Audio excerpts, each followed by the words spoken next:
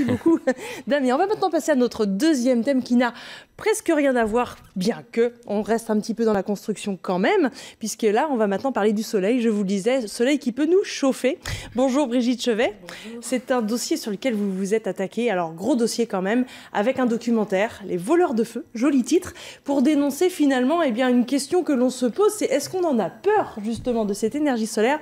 A priori, la réponse serait que les Français, oui, quand même, visiblement, ont un peu peur. Oui, on est un petit peu largué sur le sujet, je pense, en fait. C'est ça que j'ai voulu raconter, c'est comment, dans les années 70, on était les pionniers mondiaux du solaire avec les Américains et que finalement, on a tout arrêté, on a tout laissé tomber, on a laissé les autres nous doubler, les Chinois, les Allemands, pour complètement délaisser cette piste dont on sait depuis au moins 50 ans que c'est une piste d'avenir, tout simplement. C'est assez troublant ce que vous dites, effectivement. On va revenir là-dessus. Il y a une méconnaissance à l'heure actuelle.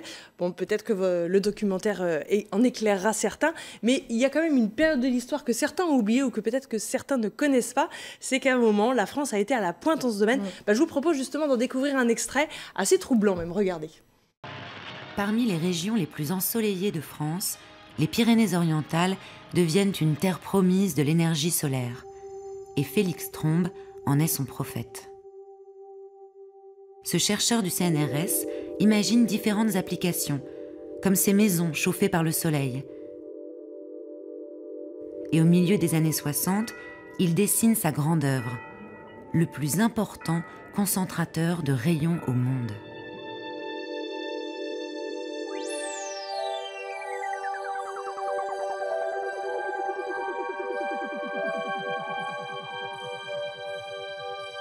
Le jour où il y aura plus de pétrole, plus de charbon et peut-être plus de nucléaire, on n'évitera pas les énergies de remplacement naturelles.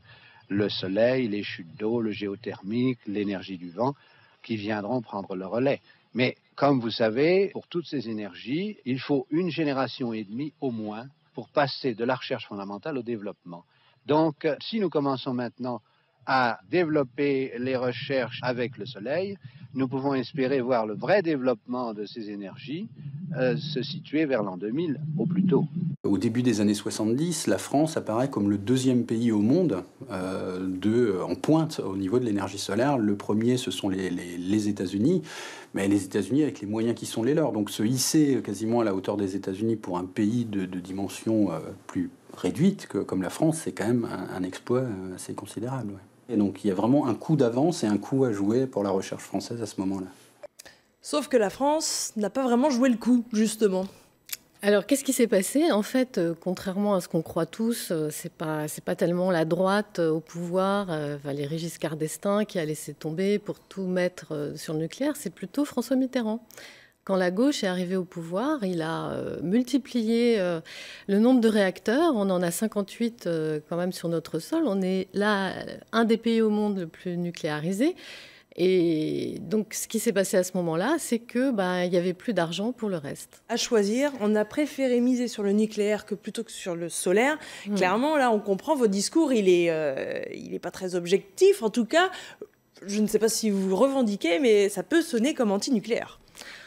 Oui, alors moi, c'était pas le propos du film. Je me suis intéressée au solaire. Voilà, parce que pour vous, justement, ça se vérifie. Enfin, parlons clairement des choses. Ouais. Est-ce que c'est un discours militant que vous tenez dans le documentaire, ou est-ce que clairement vous appuyez sur des faits qui, selon vous, sont présents? J'essaye de travailler avec les faits avérés, pas avec une idéologie. Donc moi, ma démarche, c'est d'essayer de populariser, de démocratiser des sujets un peu compliqués. Parce que je pense que personne ne veut vraiment se poser de questions autour de l'énergie, c'est trop complexe. Donc j'essaye de décortiquer un peu ces sujets-là. Mais moi, je fais partie d'aucune bande. Enfin, je suis tout à fait indépendante. Et d'ailleurs, je suis très critique avec les écologistes sur ce sujet-là, parce que je pense qu'ils n'ont pas du tout défendu le solaire.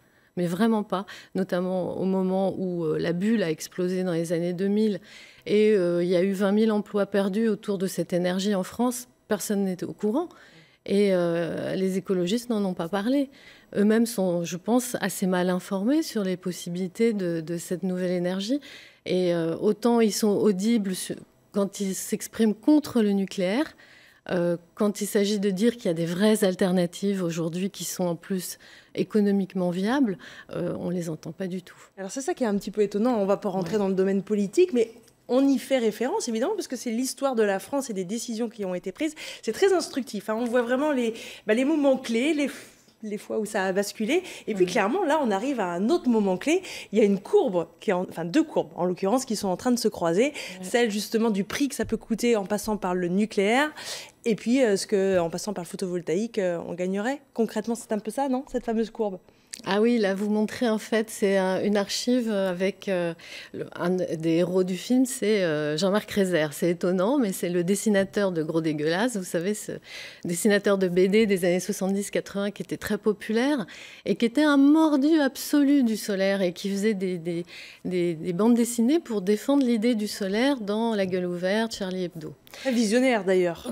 Incroyablement visionnaire, tout comme Félix Trombe que vous avez montré tout à l'heure. Et là, il raconte cette histoire des deux courbes qui vont se croiser. Et ben, c'est cette année en France. C'est-à-dire que le prix du nucléaire va monter inexorablement, celui du solaire est en train de baisser. Et aujourd'hui, ces deux courbes sont en train de se rejoindre. Et les conséquences de ce croisement-là, on n'a pas fini de les voir, mais je pense que ça va entraîner énormément de modifications, alors ou pas, parce que effectivement, on a nos 58 réacteurs. Et voilà, il y a des décisions qui sont à prendre. En tout cas, on comprend avec le documentaire à la fois l'histoire et à la fois qu'il y a des décisions qui peuvent faire un peu changer quand même la donne. D'ailleurs, on voit à l'échelle, rien qu'en Ille-et-Vilaine, à l'échelle locale, du côté de Mélès, que les choses changent. Oui, alors la Bretagne, contrairement à ce qu'on pourrait penser, est très présente dans cette histoire du solaire. J'ai beaucoup tourné en Bretagne, pas seulement parce que j'habite en Bretagne, mais aussi parce qu'il y a des vrais militants du solaire ici et que là, par exemple, on voit, c'est le toit de la Biocoop à Melès, c'est leur entrepôt frigorifique et ils viennent de s'installer en autoconsommation. Alors ça, c'est la prochaine révolution, c'est que en fait, il y a une partie de l'électricité consommée qu'on peut produire soi-même sur place. Et c'est pas parce qu'on est en Bretagne que ça marche pas. Et même quand il y a des nuages, ça marche, quoi. Et parce qu'indirectement, on aurait tendance à croire, en tout cas c'est un des arguments qu'on oppose, c'est qu'il n'y a pas assez de soleil en France et en Bretagne notamment. Oui, c'est ce que dit le PDG actuel d'EDF, c'est qu'il n'y a peut-être pas assez de soleil en France quand on sait que l'Allemagne produit 7 fois plus de solaire que nous. On ne peut pas dire que l'Allemagne soit plus ensoleillée que la France.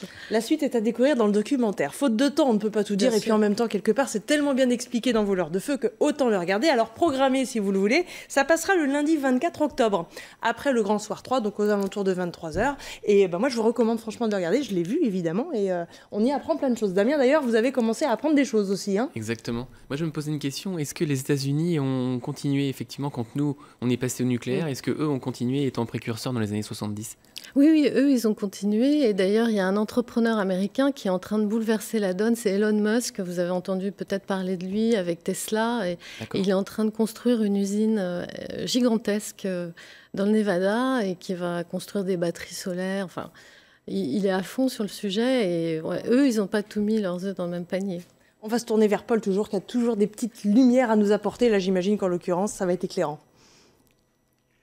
Pas de lumière, je suis toujours intéressé par une démarche qui amène en arrière, c'est-à-dire il y a 40 ans, on a fait des choix dont on paie les conséquences 40 ans plus tard. Et je trouve que la démarche du documentaire est vraiment extra. Je reviens sur une question posée par Brigitte Chevet, qui est ce que j'appellerais la décision politique.